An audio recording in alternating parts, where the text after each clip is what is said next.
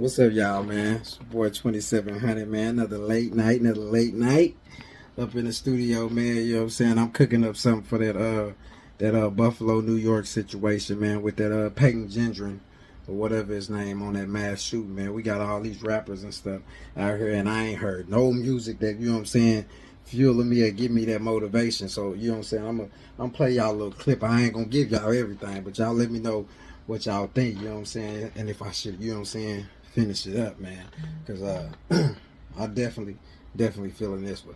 But yeah, let's run that. G. 2700.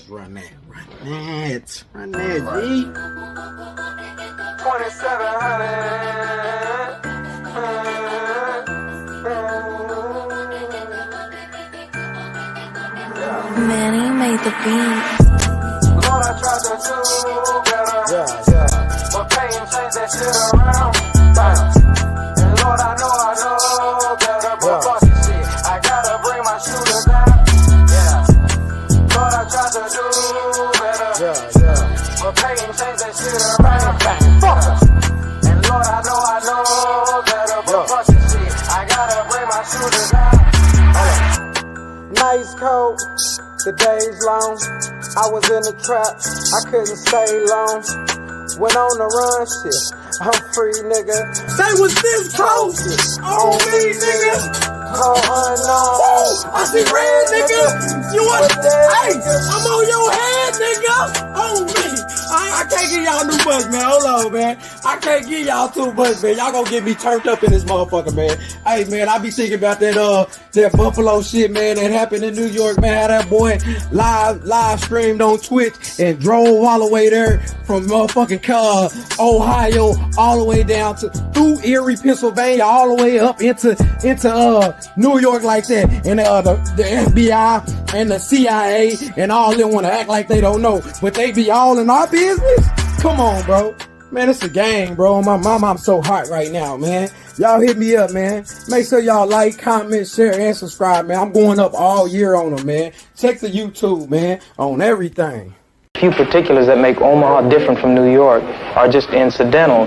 The problem exists because white people think they're better than black people, and they want to oppress us, and they want us to allow ourselves to be oppressed. This is I agree with you perfectly. This is the basic problem. Then what do you that white people about? Think they're better What's it than that I can others? Do? I can't solve the problem. You guys pull the strings that close schools. You guys draw the boundaries that keep our kids restricted to the ghetto. You guys write up the restrictive covenants that keep us out of houses. So it's up to you to talk to your brothers and your sisters and persuade them that they have a responsibility. We've assumed ours for over 400 years, and we're tired of this kind of stuff now. We're not going to suffer patiently anymore. No more turning the other cheek. No more blessing our enemies. No more praying for those who despitefully use us. We're going to show you that we've learned the lessons you've taught us. We've studied your history, and you did not take over this country by singing "We Shall Overcome." You did not gain control of the world like you have it now by dealing fairly with a man and keeping your word. You're treaty breakers, you're liars, you're thieves, you rape entire continents and races of people. Then you wonder why these very people don't have any confidence or trust in you. Your religion means nothing. Your law is a farce, and we see it every day. You demonstrated it in Alabama. And I can say you because you're part of the whole system. You profit from it. In fact, you make your living from it. You couldn't walk around and talk to people, stand up in your pulpit on Sunday and preach nice little songs and say, now we're going to give thanks to the Lord for he is good and old Jesus be among us.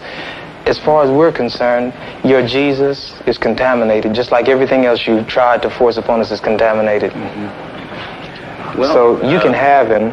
And here's what I'll say. I wish you would follow Jesus like we followed him. Because if you did that, then we'd be in charge tomorrow.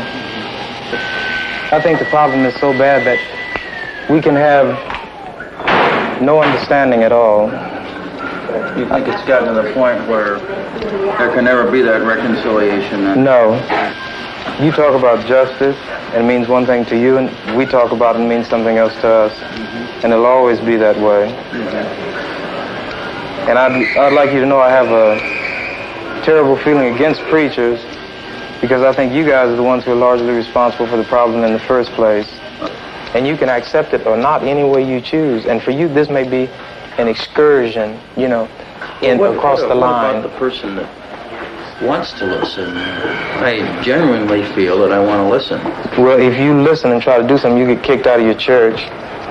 See, that's where your people are. Well, we do make changes, right? So the changes that have come have been drastic. God bless you, little brother. Come back and see us again sometime. And don't look back in anger. Thanks for taking it so well. He thought we were going to do in here like they do to us. If we went in one of their places, everybody would have jumped out their chairs and got some ropes together and hung one of us. We couldn't even go in one of their places like this.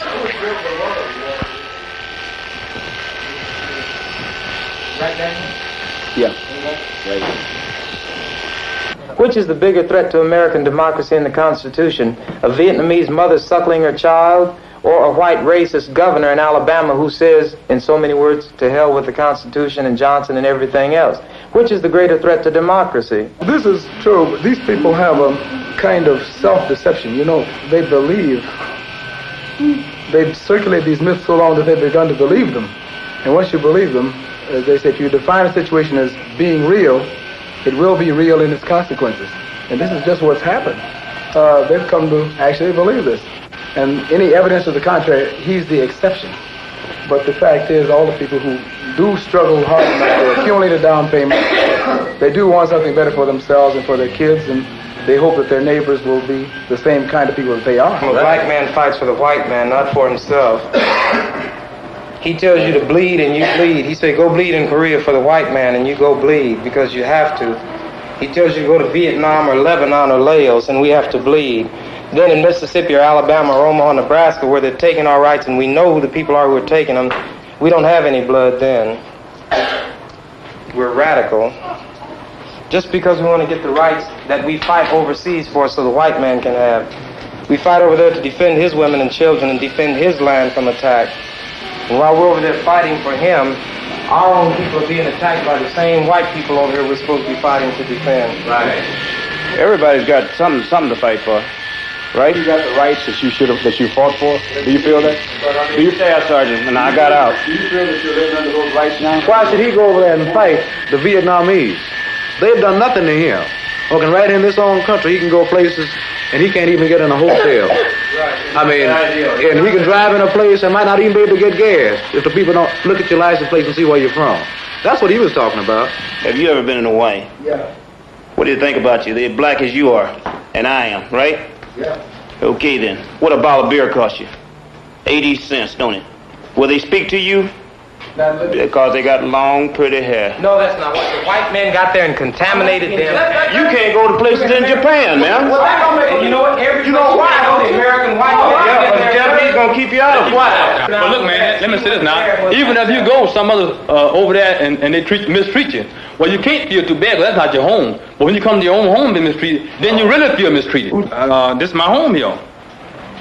And if it's being the fight, we should fight here. Amen. Right. You know what I mean? Why go over there and fight? Have you ever been turned away from a hotel by a Vietnamese? No, by a Chinese? No, a Japanese? No. A Korean? No. A Lebanese? No. How about a white man? Yeah. Then if we should fight the man who's hurting us, and the white man is one, and he lives in this country.